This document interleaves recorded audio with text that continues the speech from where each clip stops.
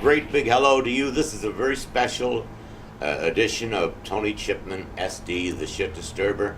I have been fighting and fighting this battle for a long, long time, and it wasn't until I spoke to my friend Paul Murphy, who's a justice of the peace, and explained to him why I was fighting this, that he has now offered to help me out and reposted the posting that he disagreed with, because he sees now that I was right. And so I wanted to take this opportunity to tell the whole story so that you can understand this is not something that I'm crazy that I just started.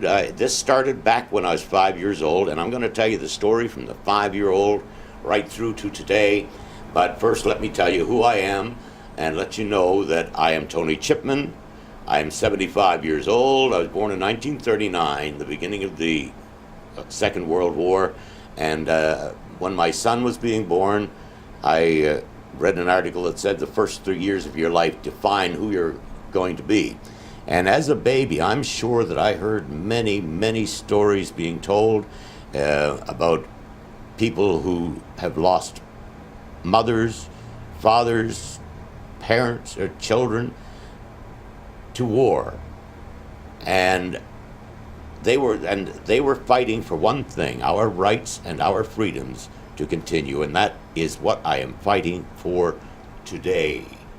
So what I had to do last night, and I hope you'll excuse me, but I've got a little notepad here, and what I did was, and some people have looked at this, and I said, can you read that? And they said, no, because I don't know how to write. And sitting beside me is the man that made me so proud that I don't know how to write. Why can't I write, Nico? Well, I think you have too much in your you have too much in your mind. You can't organize it into That was a study your notebook. you did. Hey, that was a study. Yeah. You studied that somewhere? Okay, so that's why I don't know how to write.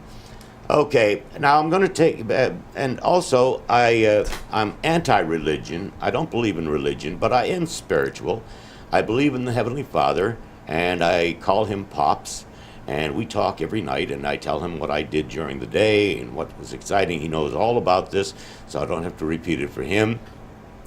I don't like I don't like to join groups, because I like to think for myself, and you will understand why as I tell you this story of my life, that I prefer to think for myself and not have anybody influencing the way I speak, okay? So I don't believe in religion. I don't believe in organizations that tell you how you should live your lives. Now let's get to the story. 5 years old. I wake up and I run to my mom and I say, Mom, I have to tell you something. Last night I was sleeping and I had this dream that I was on the battlefield, and I was lying on the battlefield full of bullet holes and yelling at my buddies, go get them, guys, go get those fucking Nazis. And she said, and I said fucking because as a kid they were building the house that I was born in, and you can imagine a bunch of carpenters building a house and talking about the war and the language that they probably used. So anyway, my mom said, and I told her, and I said, you know what, Mom? I'm going to join the Army, and I'm going to be a soldier, and I'm going to protect you. Had I known then, it would have been, I'm going to protect your rights and freedoms. But that was my first promise to my mom, and that's when this battle started. Okay? Now, to prove it, shortly after that, my older sisters locked me out of the house and wouldn't let me in. They were standing inside. We had a big glass window on the door, and they were standing inside looking at me and laughing because they wouldn't let me in. And I was, just a little over 5 years, maybe 6 years old, and I just put my fists through the window. And when my mom was cleaning the blood off my hand, and my sisters were off snickering in the background, I turned to them and I said, you bitches ever do that again, I'll kill you. And my mom said, that's it, Tony. You stand up for your rights. People push you, you push them back on you, push them harder. So that was the beginning of my life as somebody fighting for their rights. Now, as I as I look at this, I think, what the hell did I write here? Okay, because nobody else can read it except me. Okay, now let's go on to the next sequence of my life. My mom and dad got divorced. My mom ended up with this limey, abusive prick that, at least I used to think that way. I'll tell you, I changed my mind later. But he was a caretaker at the stevedores hiring hall. And for you young people, stevedores used to be the people that unloaded and loaded the ships in Halifax. Pier 21 was full of stevedores, and they would come to the stevedores hiring hall, and they would get picked to go and unload the ships. And my stepfather's job was to keep that place clean. And we lived in the basement of the building. And I remember my first fight with my stepfather. I was reaching into the fridge for a glass or for a drink of milk. And back then, all of our milk came in bottles, glass bottles, not plastic, but glass, so that they could be pretty harmful. And as I grabbed the bottle, I heard my older sister scream, and I looked, and my stepfather had grabbed her by the neck and thrown her up against the door. And I didn't even think about it. I just had my right hand, and I just let the bottle go flying, missed him by about a half an inch, and if it had hit him, probably would have killed him, and I would have been better off, but it didn't. Now, this went on, I was about 9 years old at that time, so this beatings went on every couple of months, a couple of times a month. He'd come home on a Friday night drunk and want to fight, but you know what? It bothered me then, but I realize now that it was a godsend, because he taught me to take a punch. And I can't remember ever crying when he hit me, when he fought with me. All I could remember is looking up and smelling the booze and tobacco, chewing tobacco on his breath, and the spittle coming out of his mouth and falling on me. And I'm yelling, if I ever get up, I'll kill you, you bastard. So that was the first one with the milk bottle. And then when I was 12 years old, I found out from my kid sister that he had been sexually abusing her, and I went after him with a baseball bat. And he had just finished mopping out the men's washroom in the stevedores hiring hall, and I came through the swinging doors with a bat, and I'm going to kill you, you bastard. And he had the mop in his hand, and he swung around with the mop, caught me between the eyes, knocked me out, broke my nose. I was lying on the floor with the blood spurting all over, and my grandmother came in to visit for the first time in a long time and happened to walk through the door. She told me this later, and she said, I almost broke down. She said, there you were lying on the floor in a puddle of blood, and that bastard was slapping you in the face with that filthy mop and saying, get up and clean up your bloody mess. And that was the last fight I had with him, because I then realized something, that the only people in the world that cared what was happening to us was my mother and grandmother. Now, I know that we're brought up to believe that family is important, but I realized then, and throughout my life have realized, that my family was never going to come to help me. And as I grew up and went to them for help, I never could get any help from them.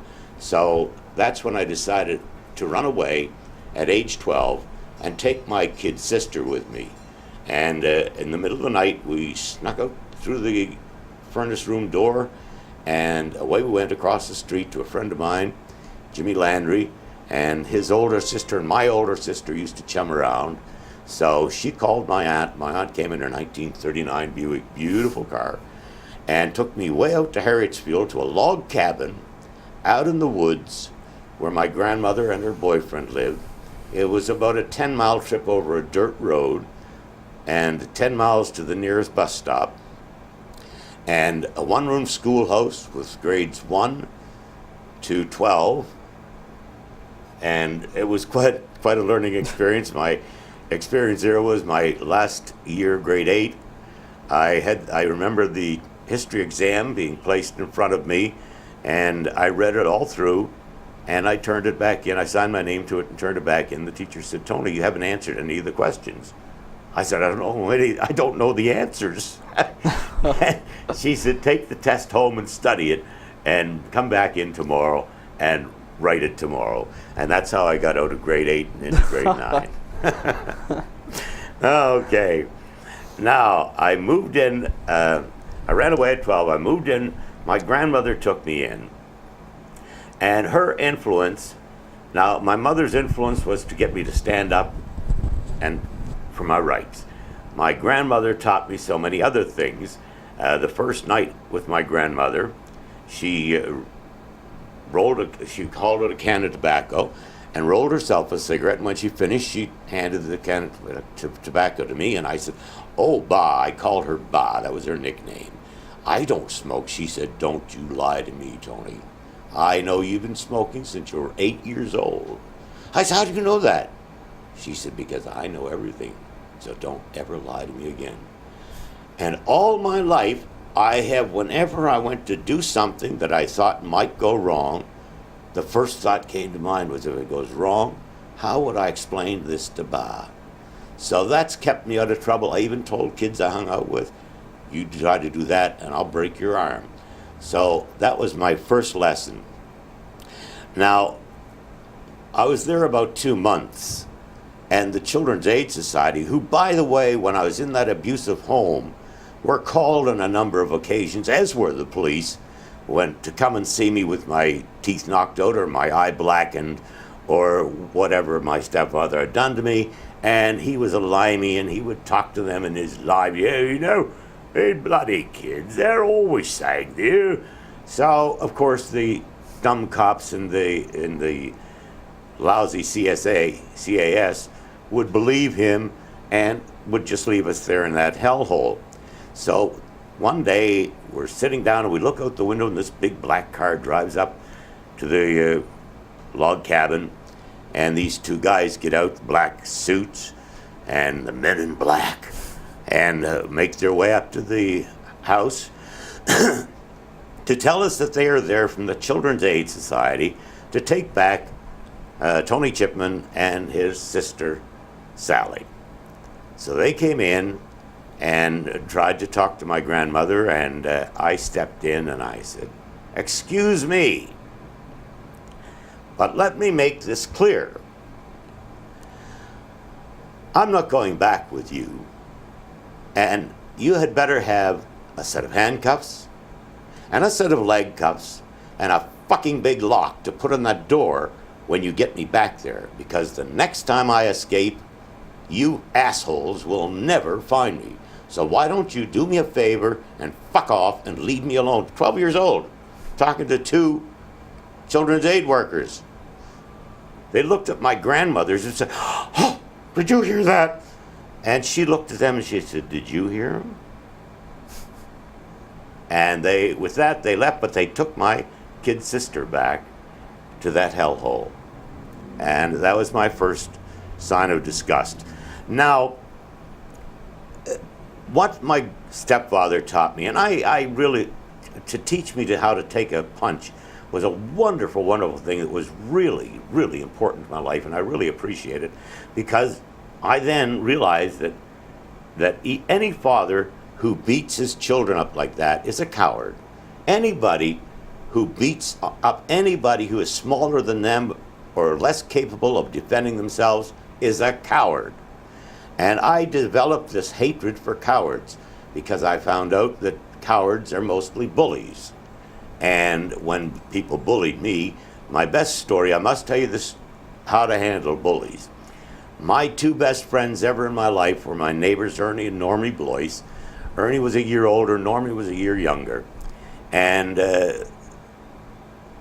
I can't remember the school. I think it was Alexander School. It was on the highway, the Purcell's Gulf Highway by the Dingle cutoff. And it was this big fat guy. He was about twice my size, and twice Ernie's size, and twice Normie's size.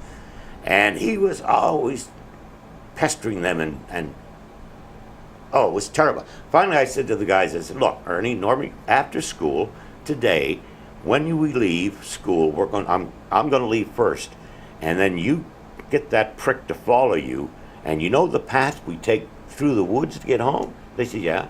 Well, I want you to lead that prick down that path. And they said, why? What are you going to do? I said, never mind. Just do what I ask. So after school, sure enough, he started chasing them to pick on them. They ran down through the path, and there was a big, big rock on the side of the path. And behind that rock, lo and behold, was some dumb kid with a great big stick that when that bully came running after my friends, I stepped out and whacked him with the stick, and down he went. Now, the next morning, I'm going to school, and I'm walking across the schoolyard, and he's standing on the front steps of the school. And as I approached him, I thought, oh boy, here goes trouble. And the closer I got, and as soon as I got close enough, bang, like a bat out of hell, he took off. And never did he bother my friends again. So another example of where this battle all started. Okay, now let's go back to where did we go from there? Well, I said I was going to join the Army when I was 5 years old. I joined the Army Cadets at 12, and to this day, I remember the amazing feeling that I received putting that uniform on. It's hard to describe, and I think the only people that could ever describe it, and even they would have a hard time, anybody that's been in the service, and most people who serve our country in the armed forces will tell you that they knew they were going to join the armed forces at a very early age. And that was what I did. But, you know, I've found that our justice system, our legal system is more of a legal industry, but there is justice in our military courts. And I proved it. I was on a junior NCO course with Roger McLaughlin, who was a very dear friend of mine, who also took up a broadcasting career when he got out of the Army. And him and I went down to Holland, where they had this big run. Just the name has left me for a second. Anyway, we were partying. The Dutch people love Canadians, and they have made us so welcome and so happy that Sunday night came around, and we were supposed to be back at camp on Monday morning. And Sunday evening, I said to my buddy Roger, come on, we're heading down to the police station. He said, what for? I said, never mind, let's go. So we went down to the police station. I went in and I said, my name's Tony Chipman, this is Roger McLaughlin. We're here from the Canadian Army in Germany, and we just wanted to let you know, if you get a phone call, you will tell people that we were here and we reported in to you before midnight. Okay, so when we got back to camp, we were both charged with being AWOL, that's absent without leave. And a very serious charge. We were marched up before the commanding officer, and he said that we were kicked off the course and we were sent back to our unit. Sergeant Major marched us out, halt, left turn, and I said, Sergeant Major? He said, yes, Chipman, what is it? I said, I wish to make an appeal. And he said, okay, and we went back in, and I said to the commanding officer, he said, what's your appeal about, Mr. Chipman? I said, well, sir, it bothers me that we are here on a junior NCO course and you're teaching us the laws that we are supposed to abide by, and taking these laws back to our unit and telling other young men what the laws are contributing to our behavior. And one of the laws states that if a soldier or a serviceman is ever in a position where, because of health reasons or anything, car breakdown or whatever, you can't get back to camp, go to the nearest military outlet. If you can't find one, go to the police and tell them that you are a soldier and that you are reporting to them. Now, I said to the commanding officer, I can't go back to my unit and tell anybody to do that, because it's obviously not true if I'm going to be charged for doing it. And he said, you made your point, Chipman, and you and Roger are back on the course again. And we went very well. We both did very well on the course. So another one was I was in the Molly Bar, which all my buddies in the Army will remember very well, outside of camp. And I'm walking back to camp, and the meathead, that's the military police, stopped. I knew him. I have a picture of him on my Facebook profile page of this tall meathead who drove me back to camp, stopped at the guardhouse, and took me in the guardhouse and locked me up for being drunk. So I immediately demanded from the guard commander, I said, I want the duty officer over here right now. And they said, why? I said, I want to prove to them that I am not drunk. So they brought the duty officer over, and he said, you're not drunk. And they let me out. And but the charge went through, and I called the duty officer up to represent me that he had seen me not drunk. So I beat that charge. Now my proudest moment was in Winnipeg. Both my brother and I were in 3 RCHA, very proudly served with the artillery. And I was visiting my brother's place one day. This is before I disowned a whole bunch of them. And he got a phone call, and somebody phoned to tell him that my grandmother had passed away. And it broke my heart, because there are only three things in my life that I have ever truly loved, and that was my mother, my grandmother, and my country. And I used to write about this all the time. But when I heard about that, I went back to camp, and I walked into the duty officer's office, and I said, sir, I have to talk to you immediately. He said, what's the problem, Chipman?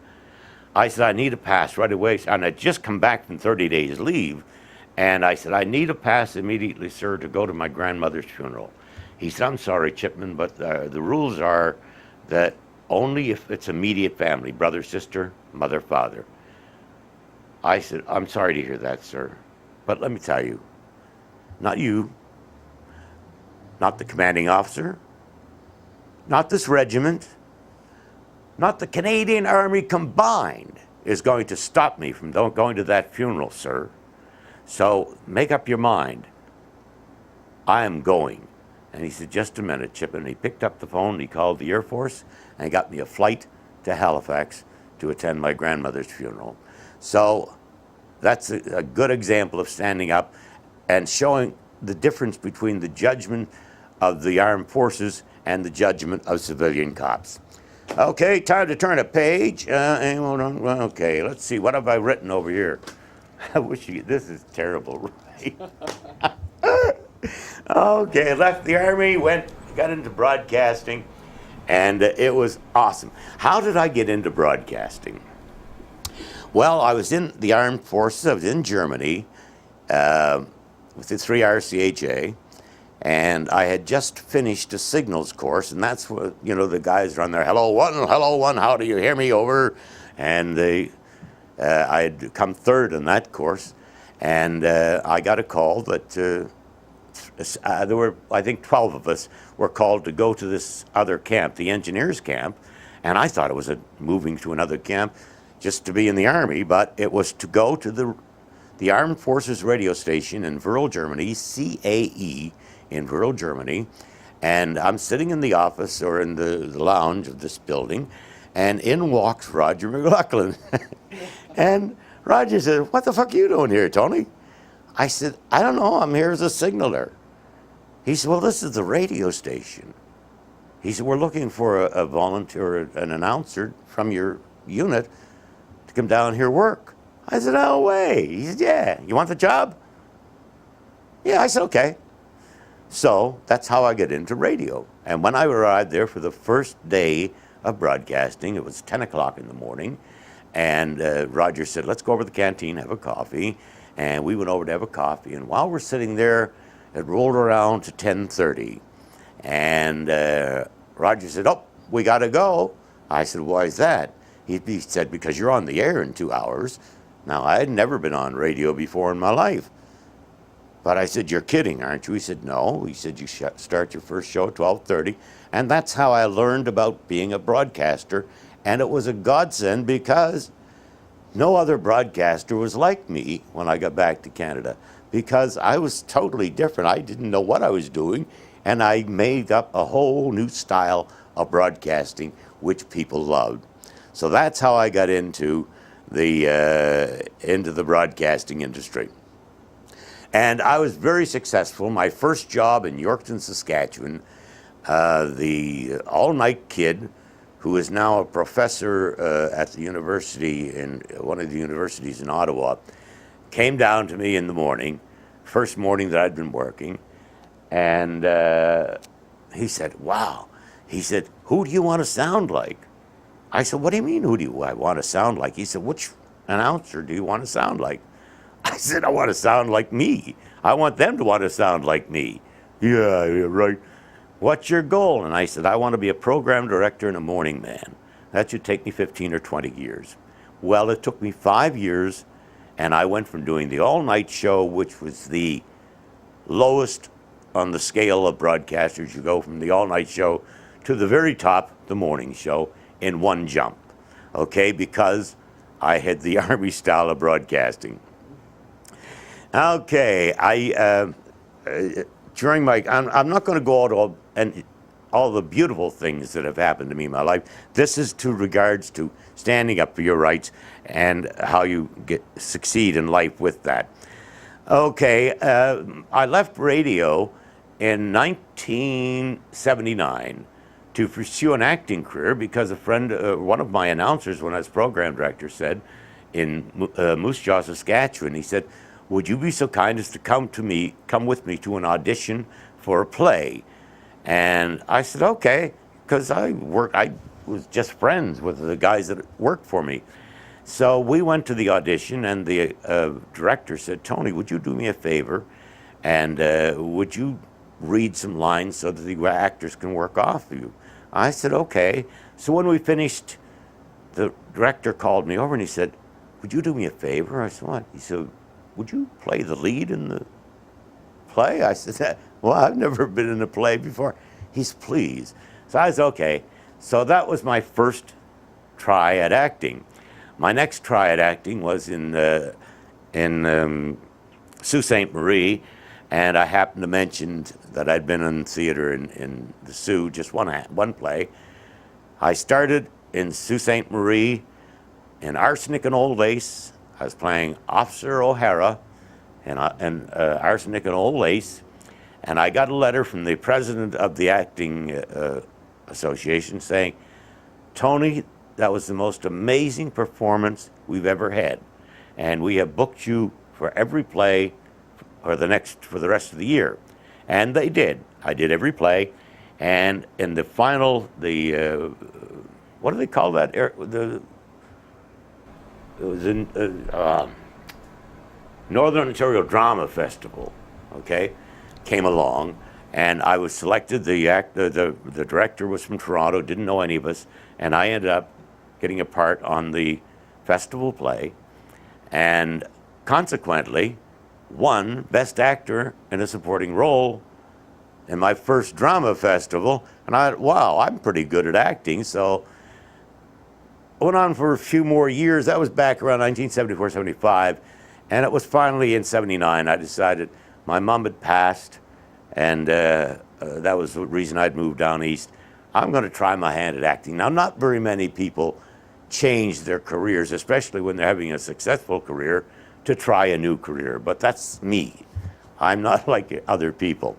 And with the success of that broadcasting and the success of acting, and then I thought, I'm going to Hollywood. And here was my plan. I'm going to go to Hollywood. I'm going to win an Oscar. The money I make from my acting, I am going to start a community somewhere in Canada on the beaches of a lake or somewhere beautiful. And I'm going to start not a building, but a community for servicemen who have been injured in battle or any time while they were on duty, or when they've retired. Because the hardest thing to do as a serviceman is to work back into society when in the military everybody knows you. You know everybody. Nobody is lying to anybody. But in civilian life, you find that, good Lord, everybody is lying. If you say, what's it like outside, and they say it's a good day, you got to look out the window to see if they're lying or not. So I wanted to have a place where servicemen could live among servicemen, and that was my goal. That was my dream. My goal was to win the Oscar and to quit drinking, which I did, and I have not had a drink in over 30 years. And because of that reminder of my stepfather and the smell of booze in his breath and the tobacco spittle on me, I don't even like to be around people when they're drinking. The smell of booze in their breath turns my stomach, so I don't allow people drinking in my home. Okay. Now, that was left to pursue my acting career. And I was going to go to Hollywood for that, but I got stopped at the border. I had my little Honda Civic packed to the hilt with all the things I owned. And the guys at the border knew I wasn't going for a trip for a weekend, so they said, you've got 2 weeks to get back into Canada again. So I ended up in Toronto, the biggest mistake I've ever made in my life. And my life has been turned around from being the happiest guy in the world to being the most hateful person. I just hate everything these days. And I want to get rid of that feeling, and I want to get back to loving again. So I arrived in Toronto, and as I did whenever I moved to a new location, the first thing I did as a veteran was to go and tour the courtroom facilities and stick my chest out with pride, knowing that I had helped to make that possible, that we would have a justice system, that we would have rights, that we would have freedoms. And that was so, so important to me. And when I arrived in Toronto and I went down to the courthouse, it was the most disturbing thing I'd ever seen in my life, because I love young people. I respect them. I look up to them. They are brilliant. And here they were, wall to wall. You couldn't move, for young people going into court, ending up with a prison or a criminal record that was going to destroy their lives and their chances of ever achieving anything. And I'm standing there and asking these people, what are you getting it for? Oh, guy got caught smoking a joint, or they found some weed on me. And I thought, what kind of a country is so cruel, so heartless, so fucking miserable that they would destroy the lives of these wonderful young people over something stupid? And when I found out that most of them were in there for using marijuana, and I started studying marijuana and found out that of all the drugs known to mankind, the worst is alcohol, and the least deadly is marijuana. As a matter of fact, they're now finding that marijuana is one of the best medicines they have ever discovered. So, but young people's lives were destroyed because people didn't want to accept that. It was easier to arrest these young people than it was to arrest the drunks who were taking people's lives. So that was, I believe, when I really started to do something. I did not want to see young people's lives destroyed anymore. Okay, I'm going to take a break. You have anything to say, Nico? I know you've been sitting there very quietly, and it's beautiful. And I want to let people know that Nico's here very bravely, because I told both Nico and Alex is producing the show, that it could be dangerous to help me or to be involved in anything against the police. But despite that warning, these guys are still with me all the way, and I really appreciate it, Nico. Now, you've heard some things. What do you think? I think I love hearing the story over and over again. I think it's really great. Obviously, there's me and you are different people. We deal with things completely different sometimes. But I always looked up to my father, because he didn't really take shit. He kind of he always fought back with things. So like even in very small things, he would always fight back, and I respect that. And that's a lot that I see in you with these kind of things. But you've had a much more different life, which was with much different things. You joined the military, you had different issues. So, I do admire that kind of lifestyle. But it's what happened to you before, and your whole life story leading up to it. It's a real shame that this stuff had to be against your odds. You know what I mean? Against my odds? Yeah. Yes.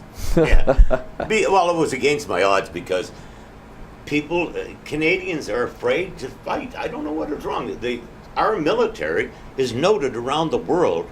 I mean, if you check back in the stories of World War II, and I just posted this on Facebook the other day, that there were places that 3 or 4 other countries sent armies in to fight in a certain spot, and they would get killed and fail, and then they would call on the military from Canada, who would go in there and, despite losing thousands of men, would fight to the win. Yeah. So Canadians should be very proud of our servicemen, but it's just the opposite. They have no respect for our servicemen. Well, you can even see in the U.S. there's a lot of problems with veterans coming back, I guess, as well in that country. Here, I don't really know the veteran policy. I'm sure you know it very well, but yeah. You're still living in a house that has been poorly maintained by them. They're not really helping you out, so I can see how it's obviously not too well for you guys. But it's a shame that you go in and with more prestige than some officers on the street, and you can still be treated this way.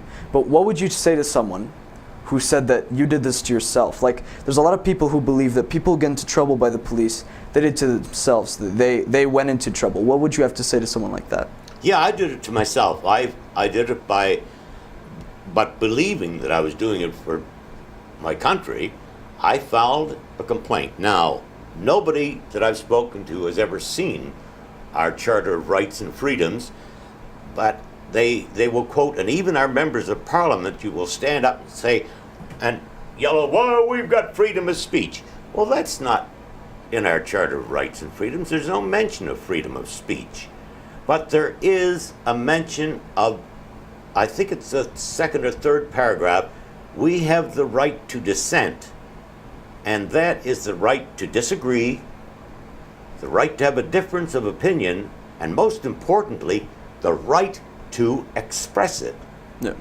So when I had a problem with the police harassing my people leaving my home, I filed a complaint, which was me offering up dissent for the actions of a government organization. Okay? And that's what started it all. So I am here today simply because I exercised my right that I was willing to die for, that thousands have died for, and that's the right to dissent. And if you're going to be punished for exercising your rights according to the Charter of Rights and Freedoms, and then you're arrested and charged, falsely accused of a crime. My first one was the judge said it shouldn't have gone to court. The second case, the judge said, despite the efforts of the Toronto police to make you appear guilty, Mr. Chipman, there was absolutely not one speck of evidence to back it up. So it was case dismissed. That's the kind of thing that I wanted to stop happening. But instead it just got worse, and that's why I said to you, if you don't want to come on today, because the police won't see anybody helping me as an enemy, okay? So, anyway, I'll tell you what. Let's take a quick break. I've done this before. I have so many wonderful stories to tell, but today it's strictly about standing up. But this is a song that I recorded on my karaoke machine, and of one of my song heroes. Okay, let's play.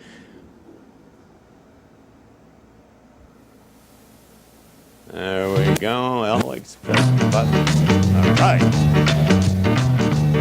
You know I can't be found sitting home all alone. If you can't come around, at least please telephone and I'll meet to a heart that's true. Well, baby, if I made you mad, for something I might have said. Please let's forget the past. The future looks bright ahead. Don't be to a heart that's true. I don't want no other love. Baby, it's just you I'm thinking of. Don't stop thinking of me. Don't make me feel this way. Come on over here and love me. You know what I want you to say. Don't be cruel to a heart that's true. Why should we be apart? I really love you, baby, cross my heart. Let's walk up to the preacher. Let us say I do. Then you'll know you'll have me, and I know I'll have you too. Don't be to a heart that's true. I don't want no other love. Yeah, baby, it's just you I'm thinking of. Don't be cruel to a heart that's true. Don't be cruel to a heart that's true. I don't want no other love. Baby, it's just you I'm thinking of.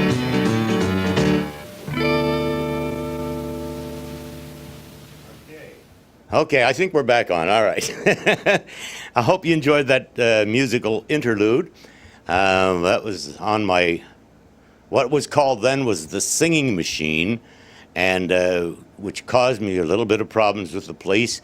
I decided to go, something I always admired the street performers. And I thought I would love to try that someday, get out there and just perform on Yonge Street. So when I said, I used to have my stereo system all set up with mics at home, and I said, I wish I could take this system down on Yonge Street and just perform. And amazing, about 2 weeks later after I made that statement, I see this ad in the paper for the singing machine. And I went down to the store where they were selling the singing machine, and it was like the first karaoke machine. And I looked at it, I was, wow, it was $500. And I said, I can't afford that. Then the lady said, what are you going to do with it? I said, I want to set it up on Yonge Street and do some singing on Yonge Street. So she said, I'll tell you what, I'll give it to you for $300. So I got the system for $300, went down and set it up in Yonge Street, first time in a parking lot, and didn't gather anybody. So the second time, I decided that I would go to there was a used record store down near the Eaton Center, and I decided that I would go down there and talk to them about setting up out in front of their store, and they said, you'll have to talk to the manager who lived out in Etobicoke. So I hustled this karaoke machine on the bus out to Etobicoke and talked to the manager and found out I had taken the wrong, or hadn't taken the tapes that I wanted. And he said, don't worry, you sound pretty good.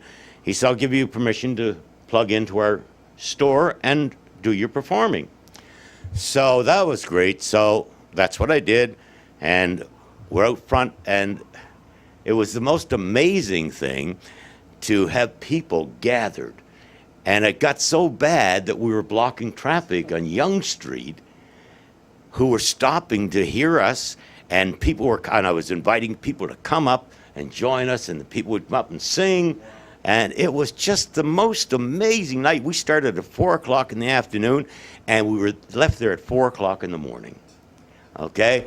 So, but we left about, I think it was around 1 o'clock in the morning that the cops arrived and were going to arrest me for blocking traffic on Yonge Street and ordering me to pack it up and get out of there. And I said, well, maybe you should check with the people in the record store and find out that I'm plugged into them because they've asked me to be here. And so they went in and the cops talked to them, and then the next thing the cops took off. So I beat that, standing up again for my rights, okay?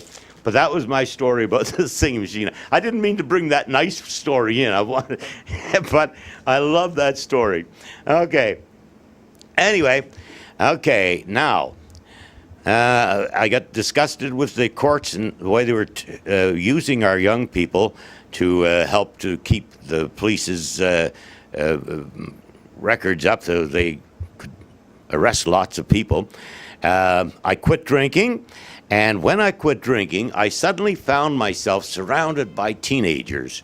And that all started with two lovely young ladies who came to. I used to invite the people up that came to the laundromat. I'd invite them up to tea with me. And this day I invited these two lovely young ladies up and had a great time. And every time they came back, they would want to come up and visit. And then they said, "Can we bring our boyfriends over?" And I said, "Sure." So they brought their boyfriends over, and they were euchre fans. And so, do you know what euchre is? No. Euchre was a card game. And in the military, anybody who's been in the Army knows about playing euchre. And I had a little secret that could make you a winner. And I showed it to them, and they went out, and they came back and said, "That was fucking amazing. Nobody can beat us at euchre, man. Wow, you taught us the right way." So that was the beginning of these young people gathering around me, and I would come home from work in the evenings, and they would be standing out waiting for me at the door. And I didn't realize it then, but I do now, that this was pissing the police off, because I was keeping young people out of trouble. I was teaching them to lead a better life, trying to help them to be successful in life. And these are the things that the police don't want to happen. They would prefer to have the opportunity to arrest those young people and lock them up and give them a criminal record so they could just use them whenever they wanted to and coerce and frighten them into making false statements and perjuring themselves just to get somebody locked up that they didn't like. And there's so many incidences of that, proof of that. The worst being a man who spent 40 years in prison until finally the person who filed or perjured themselves he was a 12-year-old at the time, and the police coerced him and forced him into making a false statement against this man, and 40 years later he decided that it's time to tell the truth. And after 40 years of prison on a false charge, he was finally released. So that was the kind of thing that I didn't want happening to these young people. Okay, now, I didn't know what I was going to do. I was at a standstill. I thought, this is not what I'd planned. And my dream was my goal was to get the Academy Award, win the Academy Award, and to quit drinking. I quit drinking, but the dream of Academy Award was out the window. But my dream of starting the community for ex-servicemen, and the other one was, let's see, there goes the memory again. 75 years old. I forget what I'm talking about. Okay. Let's just move on.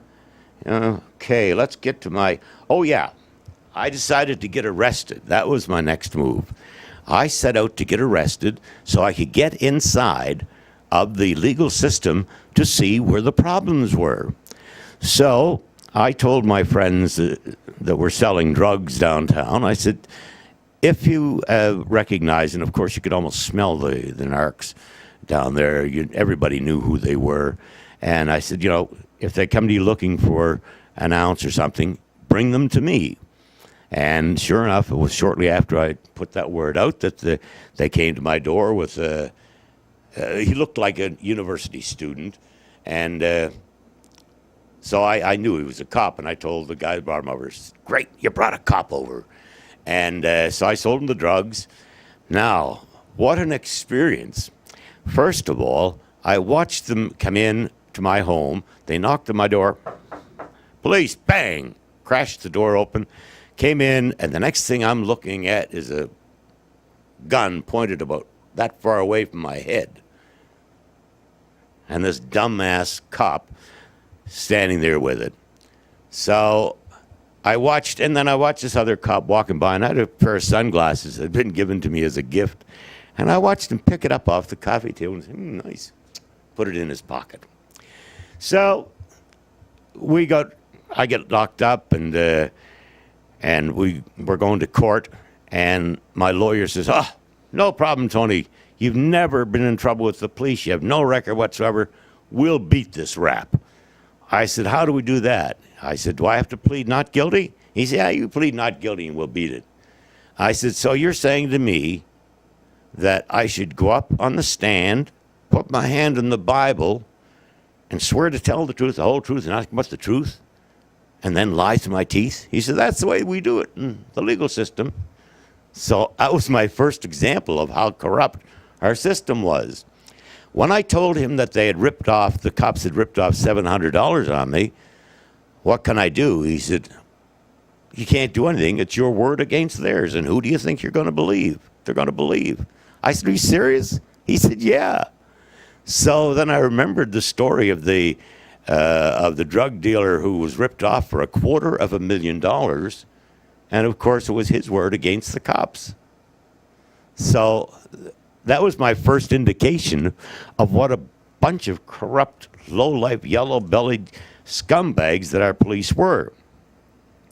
So that was my first arrest, and that was followed by, and I had these young people gathering around me, and there was one young man. Now, the thing that you have to remember is go back to my childhood when I realized that nobody was going to help me when I was in that position of being beaten up by my stepfather. Just go back to that and think. Now, my friend John Bishop brought this young man over and introduced me to him, and I went to shake his hand, and this kid went like this. And I knew from that act that this kid was being abused and being beaten by his father at home. And as I got to know him better, he proved me correct. So I would always give refuge to anybody who came to my door. I've never turned anybody away who needed help. And this young man was just an amazing young man. And I found out later that he would get arrested just so he wouldn't have to live in that hellhole of a home. And it was heartbreaking for me. So I said, you can come over here anytime you like. You're always welcome. He said, would you teach me to play the guitar? I said, sure. So I said, here's how we do it. I'll teach you one chord. You go, and if you can learn that one, then I'll teach you another one. He became this amazing guitar player, and I didn't see him for quite a while because he had gotten himself locked up. The last I heard of Paul Clark was he was in prison. There was a big story about somebody being killed in the prison, and one of the guards were responsible, and Paul was called upon. And I'm thinking that's where he ended up, in prison, because of the way that he was being treated.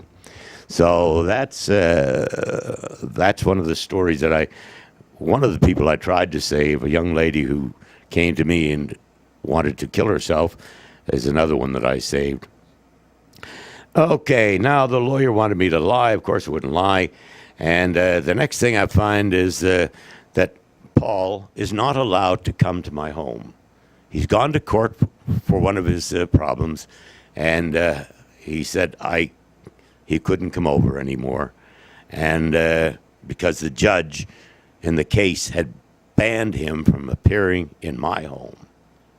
And I filed a complaint against Judge John Hamilton. And I understand we've got 5 minutes left, so I'm going to say that very quickly that that was a violation by the courts, by the judge, against that young man. And I filed a complaint against him, and got word back that the cops had contacted him. And his reply was, "You don't like what I do? Come and see me." Like, yeah, come on. So that was the beginning of my troubles, because as I filed the first complaint against Judge John Hamilton, who was a fucking asshole. I believe he died in a car accident, and I hope he burns in hell. And and goodbye to him. Okay, so that was my first charge, and that was followed up by the police harassing people leaving my home. I'm telling you what I'm going to do. I'm going to continue this the next program, and we're going to keep on because we've got to get to the really dirty part of this system. Okay, so until then, Nico, do you have anything in closing to say? No. No. Not Thank today. you for having the courage to stick with me, and we will fight to the death. Okay. All right, but we will see you. Thanks to Leroy St. Germain and the staff at Your Ward News for sponsoring this program. I am the only one responsible for what is said. Don't blame anybody else. If you don't like what you hear, I don't give a shit, okay? But if you do, I would like you to share this program and pass it on to others so that they can find out the truth about our justice system, okay? And thanks to Kenny and Alex for producing the show, my dear friend Nico, and we'll be back shortly. Well, not shortly. I'm thinking of my radio days then. But we'll be back again next week with more on this problem, okay? Thank you for joining us. This is Tony Chipman saying, Pops bless y'all. We'll see you next time. Bye-bye.